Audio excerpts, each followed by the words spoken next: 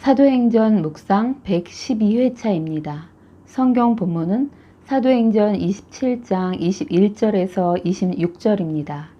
여러 사람이 오래 먹지 못하였음에 바울이 가운데 서서 말하되 여러분이여 내 말을 듣고 그레데에서 떠나지 아니하여 이 타격과 손상을 면하였더라면 좋을 뻔하였느니라. 내가 너희를 권하노니 이제는 안심하라. 너희 중 아무도 생명에는 아무런 손상이 없겠고 오직 배뿐이리라. 내가 속한 바 곧 내가 섬기는 하나님의 사자가 어젯밤에 내 곁에 서서 말하되 바울아 두려워하지 말라. 내가 가이사 앞에 서야 하겠고 또 하나님께서 너와 함께 항해하는 자를 다 네게 주셨다 하였으니 그러므로 여러분이여 안심하라. 나는 내게 말씀하신 그대로 되리라고 하나님을 믿노라. 그런즉 우리가 반드시 한 섬에 걸리리라 하더라. 주요 묵상 구절은 24절입니다. 바울아 두려워하지 말라. 네가 가이사 앞에 서야 하겠고 또 하나님께서 너와 함께 항해하는 자를 다 네게 주셨다 하였으니. 제목 믿음으로 말씀을 받아라. 큰 물결이 설레는 어두운 바다. 저 등대의 불빛도 희미한데 이 풍랑에 배저 항해하는 이 작은 배 사공은 주님이라. 찬양을 올려드립니다. 바울의 경고를 무시하고 미항을 떠난 배는 광풍과 풍랑으로 짐도 배 안의 장비도 다 내던져 버렸지만 여전히 큰 풍랑이 일었고 해도 별도 보이지 않아 한 자락 구원의 소망도 없어졌습니다. 오늘 본문은 바울이 그들에게 하나님의 말씀을 전하는 내용입니다. 구원의 소망을 잃은 채 오랫동안 아무것도 먹지 못하고 있는 그때에 바울이 그들 가운데서 말했습니다. 첫째, 여러분이 내 경고를 듣고 그레데에서 떠나지 않았다면 타격과 손상을 입지 않았을 것이다. 바울은 해상 전문가는 아니었지만 하나님의 사람으로 그를 통해 하나님께서 말씀하실 때에 그 음성을 듣고 순종했어야 했습니다. 우리도 주님께서 알려주시는데 분별하지 못하여 또는 내 경험상 괜찮다고 하면서 강행하여 큰 손해나 고통을 받게 될 때가 있는데 백부장도 선장과 선주의 말을 믿음으로 자신뿐 아니라 항해하는 모든 사람의 생명을 위기 속으로 던져 넣은 것입니다. 둘째, 안심하라. 아무도 생명을 잃지 않고 오직 배만 잃게 될 것이다. 풍랑으로 어쩜 배멀미로 먹지 못하고 또 배마저 침몰할 위기에 있어 두려워 떨고 있는 그들에게 바울은 이해하지 못할 말을 합니다. 지금 너희를 지켜주고 있는 배는 파선할 거다. 그러나 내 생명은 잃지 않으니 안심하라. 셋째, 나를 소유하신 하나님, 내가 섬기는 하나님의 사자가 너는 가이사 앞에 서야만 한다. 또 하나님께서 너와 함께 항해하는 자를 다 내게 주셨으니 두려워하지 말라고 하셨다. 바울이 로마의 황제 앞에 서야 하니 너는 살게 될 것이고 또 함께 항해하고 있는 모든 사람을 주셨다고 했습니다.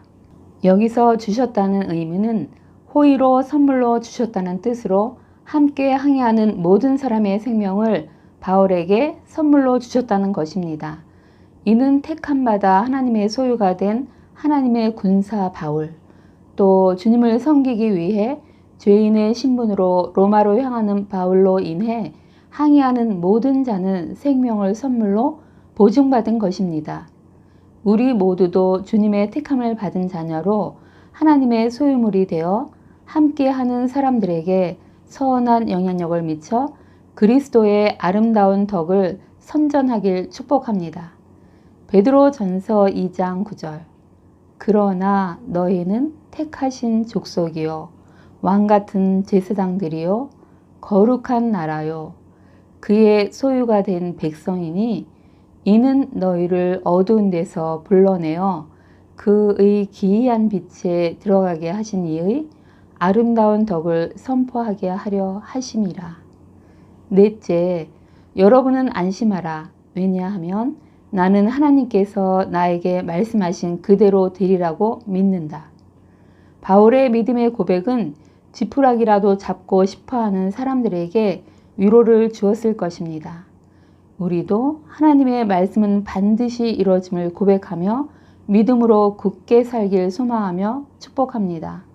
다섯째, 우리는 반드시 한 섬에 밀려가 거기 닿게 될 것이다.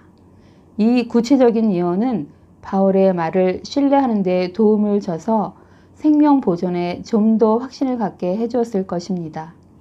바울은 하나님께서 나에게 말씀하신 그대로 되리라 라고 믿는 믿음을 가지고 하나님의 사자의 말을 잘 듣고 죽음의 두려움에 마주하고 있는 사람들에게 자신을 통해 선포되는 하나님의 말씀, 즉 생명이 보존됨을 믿고 받아들이라고 안심하라고 말했습니다. 이 바울의 말은 주일 설교를 통해 하나님의 말씀을 대언하며 성도들이 사망에서 생명으로 옮겨졌음을 믿고 영생을 받은 자로 안심하고 항상 기뻐하며 감사하며 살라고 인도하는 목사님을 떠오르게 합니다. 바울을 통해 하나님께서 지금 우리에게도 하나님의 말씀을 듣고 믿고 구원을 받으라. 너희의 그 믿음으로 함께하는 사람들의 영혼을 구원하는 통로가 되라고 말씀하십니다. 믿어라. 믿으면 하나님의 영광을 보리라. 영적인 생명, 영원한 생명을 받아라. 예, 주님, 제가 믿습니다. 예수를 믿음으로 이미 영생을 받았음을 믿고 또 형통한 길로 인도하시고 그리스도의 아름다운 덕을 복음을 전할 수 있게 도와주실 것을 믿음으로 받습니다. 성삼위 하나님께 찬송과 경배와 감사를 드립니다. 아멘. 로마서 10장 9절에서 10절. 내가 만일 내 입으로 예수를 주로 시인하며 또 하나님께서 그를 죽은 자 가운데서 살리신 것을 내 마음에 믿으면 구원을 받으리라.